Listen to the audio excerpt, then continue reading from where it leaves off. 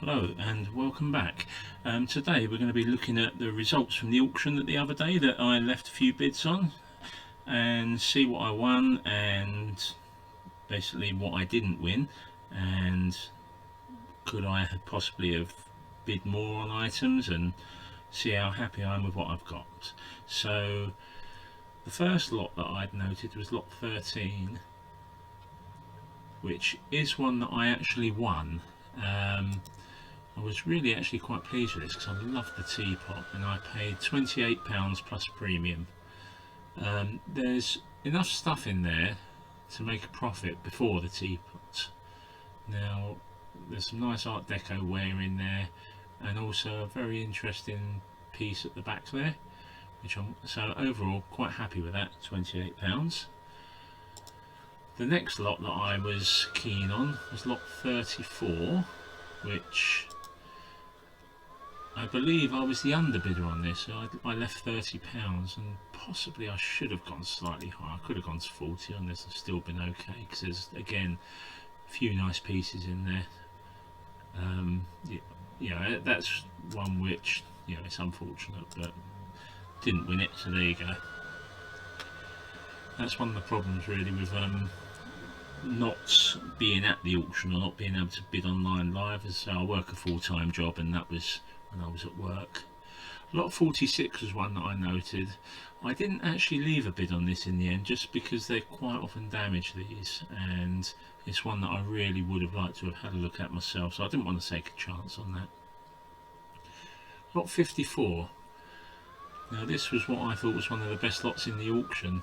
As I said to you before, the cup is delightful, and I'm pleased to say that I won this at £100 plus premium.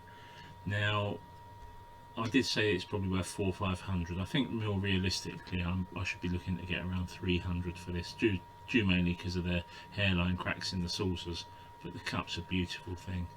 Really delighted with that. Next lot was lot 111, which from memory was those watches. Now I'm not an expert on watches, and I think I left £40 on them.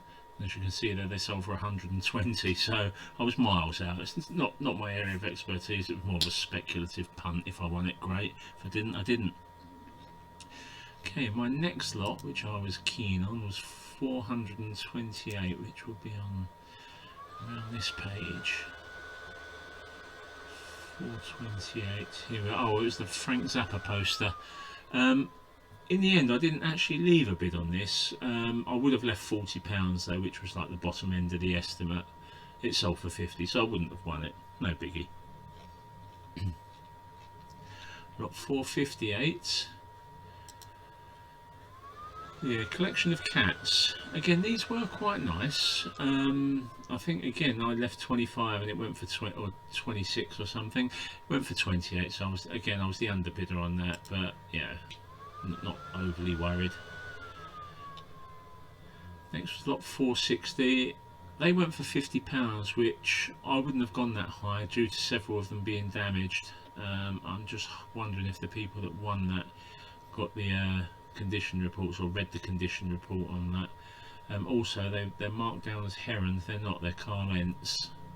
So yeah, again, not my worry now. So okay, the next lot that we was considering was 467. Ah yes. Now this was a nice lot, this, and I was the underbidder. They went for 75. The Foxes group tends to sell for around £80, somewhere around there on average. The other figurine, the little Scotty dog, that's actually a Dahl Jensen model, I believe. Although there's no photograph of the back stamp, I'm sure this is a Dahl Jensen model, and he was an early model and one of the best for Royal Copenhagen. He also had his own studio. Very collectible. There's quite a few Dahl Jensen collectors out there, so that's probably an £80 figure on its own, somewhere around there. Even though it's a lot smaller, maybe even slightly more, but didn't win it, so never mind.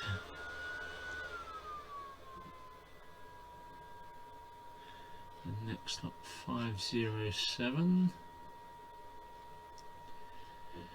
Just scroll down to it, and yes, this was that going to the Derby jug with the Wedgwood Jasper ware. I quite like this jug, but I think I only left 35 on it. It sold for 45, so I wasn't far out, but I don't know if I'd have gone much higher than that, if I'm being perfectly honest. So yeah, wasn't meant to be.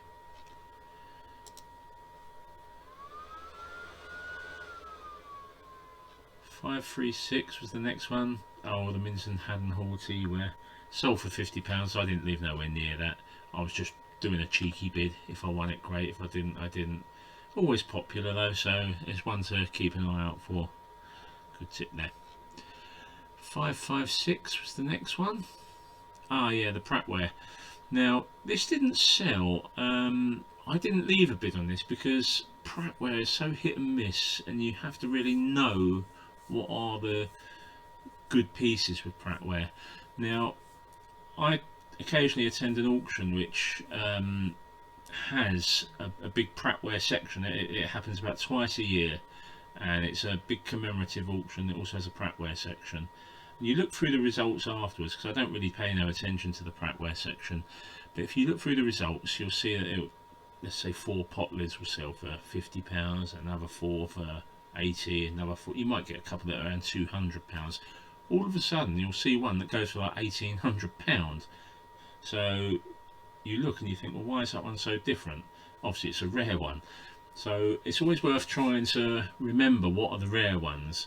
But of course they're rare for a reason, and the likelihood of them turning up in a general sale like this is very unlikely. But as I say, with Prattware you do really need to sort of research it quite well, otherwise you can get burnt. The fact that it didn't sell leads me to believe that was probably the vendors put a £50 reserve on it, and if it just isn't going to make that, it isn't going to make that. Okay, the next lot was 596. So let's have a little look. Oh, this was that A Wells Price picture, sold for £14. That's a good buy for whoever's bought that, because as I say, I've sold them in the past. They're very good pictures. Obviously an amateur local artist, but very, very good. And I've sold them for £70–75 in the past. So yeah, if you're prepared to put £14 in plus premium, it's a good buy. But well done whoever got that. 611.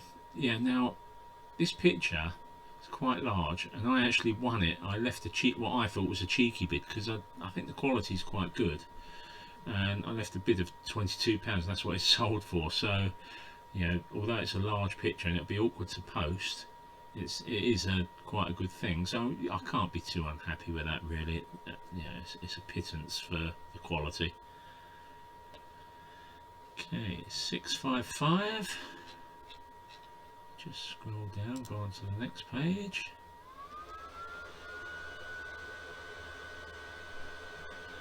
Right, yes, these are 4 old 19th century Staffordshire jugs. Now I like these, and I'm happy to say that I won these at £26. I think I left 30 on them, so got them within what I wanted to pay. As a bog rule of thumb, you'll get a minimum of £15 each, but some of them are better. Now I haven't looked at these obviously in person, but I think there's a couple in there that are worth more than £15 each, so I'm hoping that lot I can recoup in the region of around £90 to £100 for. They will be sold separately, of course, but yeah, again, I can't knock that at that price. So the next one was 703 that I'd highlighted. Oh, again, it's the A Wells Price pair of watercolours, and whoever's bought them for £24, again, similar thing, good buy. Good buy for the money, good artist. And then the last lot was this one here, 705. I won this at £45, and I left quite a bit more than that on it, because I liked this. Even though there's some damage to the pieces, there's a couple of bits in there, the cups, etc., that I like. The inkwell I like as well, even though it does have damage. I think at £45 it's speculative, but at £45 it's not a great deal. Now before I wrap this up, going through the results, there was one lot that I obviously missed, and it's so easy to do. This lot here sold for £130, and I didn't even really look at this. And this is the problem with rushing through, if you like. You know, you need to take your time. Now this is a good lot, looking at this now. There's a really nice old character jug there, which you can go through. Gives you a bit of details. It's to do with South Africa by the looks of it. There's a large Beswick Mallard wall plaque. A couple of nice bits. There's an unusual sort of angular water jug there, and also some of these whiskey commemoratives, not commemoratives, they're whiskey items. They can do alright. There's Dorton's stoneware bowls, a couple of pie funnels in there, unusual dish, Shelley vase there, that's quite pretty as well. Someone's paid £130 for that, plus premium, so they're looking at what, £150, £160. It's obviously worth it, and I totally missed that one. So again, it pays to go through a bit, you know, with a bit more of a fine-tooth comb rather than just sort of rushing through like I did. Still, I'm quite pleased with my 5 lots. I don't think I've overpaid for any of them. Could have done with getting a couple more perhaps, but overall happy. And so I'll see you next time. Thank you.